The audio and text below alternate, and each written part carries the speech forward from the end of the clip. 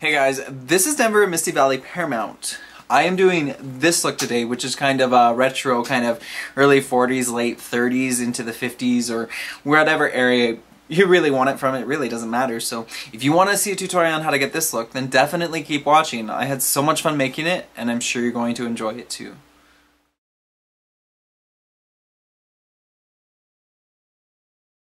Alright, so what I'm doing is I'm actually contouring my face. I'm pulling out my cheekbones a little bit more than what they naturally do, and I'm bringing them a little bit higher than what they normally are as well. That way my face is slimmer and it doesn't look as wide. It's going to look longer than wide. So also around the jawline here, I'm going to come up onto my jawline and I'm blending it out.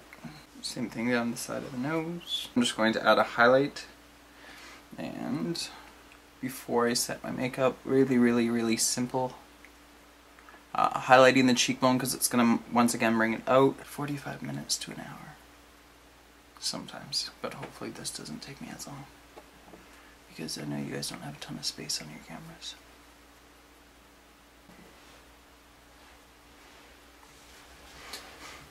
So essentially I've highlighted above my lip to bring out the lip a little bit farther. When I make it bigger later, it's going to make it look more natural. And then on the top of the nose, because once again it's straightening it out, and on the bottom of the jaw here is going to bring out the cheekbone just a little bit more. And when I go and set everything, it's going to blend together a little bit easier. I'm just going to really quickly buff out my edges. Gotta love the smoke there, right? Alright. And what setting does is it just makes the makeup stay in place, and it makes it last a lot longer. It makes it slip resistant. I'm just going to quickly go through and recontour with a powder to blend out the angles. This is going to be a really fierce dramatic look. When I'm filming videos, I never have necessarily 100% of a plan before I actually film. A lot of the times it comes as I'm actually building the look. And sometimes I could have something in mind that I want to do, but it doesn't actually happen that way. So I'm also contouring under my lip on the bottom a little bit. What that's going to do is it's going to make my bottom lip appear like it's 100 times bigger. Actually, maybe not 100 times, but I like to exaggerate. Who cares? Alright, so next, using my fingers, I am taking a paint pot from MAC, and I'm using this as a base on my eyes, both above and underneath. It's a darker brown, and the darker the color, the more dramatic it's going to make the colors pop when I put any eyeshadows on over top. And I am taking this right up into the brow bone and underneath the eye as well. So now what I'm doing is I'm taking a black pencil and I'm applying this closest to the lash line, and I'm going to bring it out, and this is going to smudge afterwards, and it's going to act as a second base for the black eyeshadow that I'm going to put over top. So the first one is going to make all of it stick. The second one is going to really make sure that that black that I'm about to put on adheres. Alright, and I'm just going to blend that out. And then I'm going to drag it underneath the bottom as well. And to make my eyes appear a little bit bigger, even though I'm using dark shadows, I'm extending my crease slightly higher than where it is naturally on each eye, except I didn't want to go this far on this one, but okay, I'll make them both like that. That's okay. There are no mistakes in makeup. Don't ever let anyone tell you that. I'm just blending the edges a little bit more, and then I'm going to put on shadow. Alright, so I'm going to start by putting my lightest color on, which in this case is going to be just a kind of a light champagne color. I'm going to apply that closest to the brow bone up top. And it's going to adhere to the paint pot that we put on there before. I'm going to bring that down slightly and also apply it to the inner corner of the eye.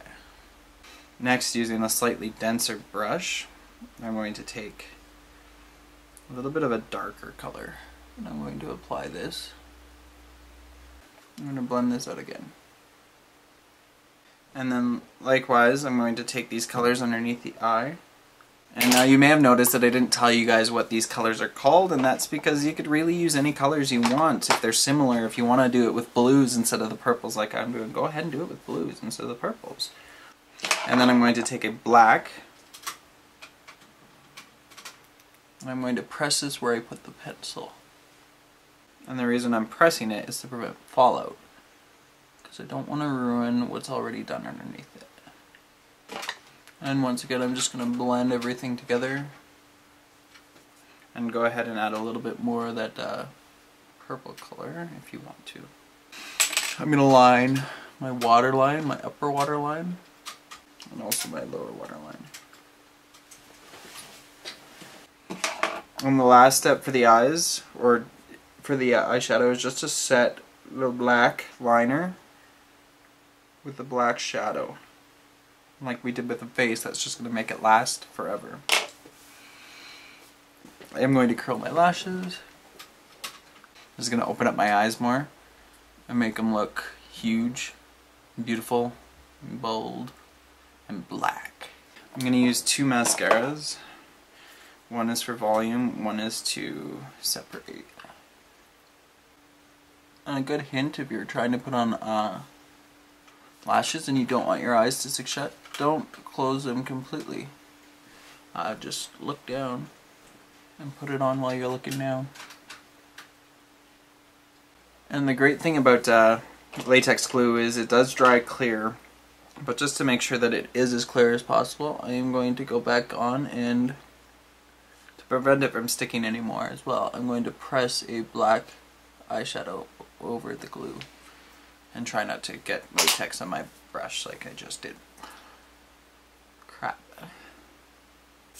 Now, common misconception, it's not a drag queen technique to line your lips darker than what they are actually going to be.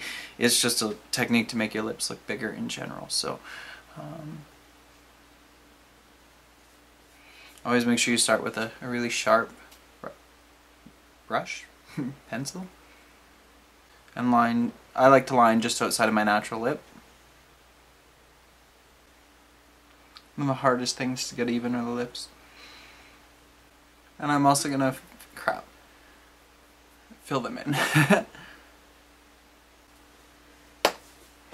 I'm going to add another coat of mascara to my lashes to blend them with the falsies. Alright, using a lip brush, I am going to apply a red lipstick over top. This has a little bit of gold in it. If you apply gold to any skin tone, it looks good. Alright, and then to the center or over top of my lips, what I'm going to do is I'm going to press a red shadow. And this is going to make sure that it is as bright and flawless as possible. I add about 4 or 5 products to my lips. Alright. Over top of that, I'm going to add a red gloss.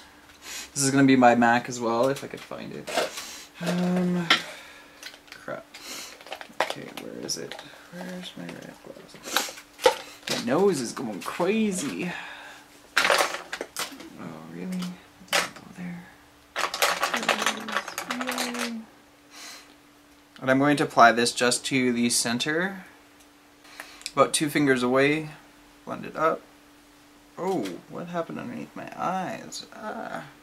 And essentially adding white right underneath the eyes, highlighting your features. Really, really, really makes your eyes pop as well. It's okay too. While I'm shaking, because it adds the most volume to the wig. There's a candle over there.